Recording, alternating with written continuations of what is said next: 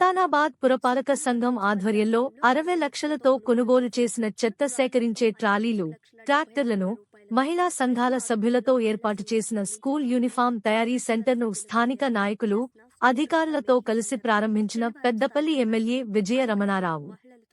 మహిళలకు శ్రీనిధి పేదల పెన్నిధిగా నిలుస్తుందని, మహిళా సంక్షేమానికి కాంగ్రెస్ ప్రభుత్వం పెద్దపీట వేసిందని ఎమ్మెల్యే అన్నారు. ఇందిరమ్మ ఇండ్ల కేటాయింపులో ఎలాంటి అవకతవకలు చోటు చేసుకోకుండా చూసుకోవాలని ప్రజాప్రతినిధులు, ప్రభుత్వ అధికారులకు సూచించారు. ఈ కార్యక్రమంలో అంతటి అన్నయ్య గౌడ్, ప్రకాష్ రావు, శ్రీగిరి శ్రీనివాస్, మున్సిపల్ కమిషనర్ మహమ్మద్ నియాజ్, పన్నాల రాములు, అబ్బయ్య గౌడ్ తదితరులు పాల్గొన్నారు.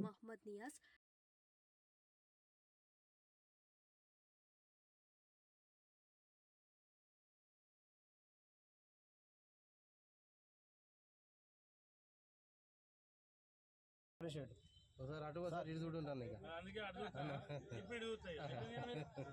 సరే అన్న చప్పట్లు కొట్టాలి అందరు గట్టిగా. ఇంకా జరగండి కొద్దిగా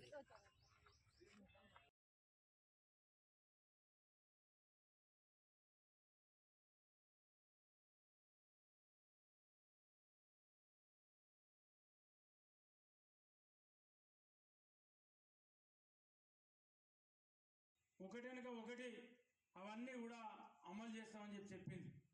మరి చెప్పినటువంటి మాట ప్రకారంగా డ్రెస్సులు కుట్టి ఇవ్వాలంటే గత ప్రభుత్వంలో బయట కాంట్రాక్టు సిస్టంలో ఇచ్చేది. ఎవరైనా ముందుకొచ్చి కుట్టినా కూడా కుట్టడం కోసం డ్రెస్కు 50 రూపాయలు ఇచ్చేది.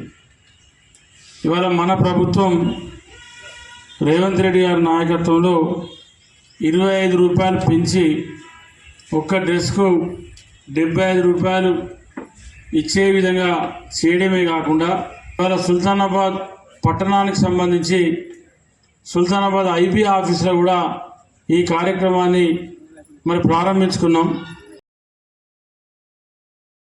సుల్తానాబాద్ మున్సిపల్ సంబంధించి ట్రాక్టర్స్, ట్రాలీ ఆటోలను కూడా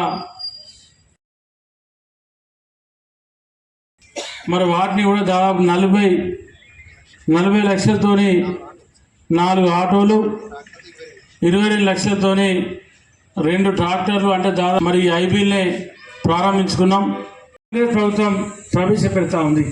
ఇవాళ ఇందిరమ్మ ఇండ్లు ఇచ్చేటువంటి ఏదైతే ఉందో అవన్నీ కూడా మన అక్కల చెల్లెళ్ళ పేర్ల మీదనే, మన అమ్మల పేర్ల మీదనే అవి రేపు టౌన్లో ఇవ్వబోతా ఉన్నాం. ఎవరైతే గుడిసెలలో ఉంటా ఉన్నారో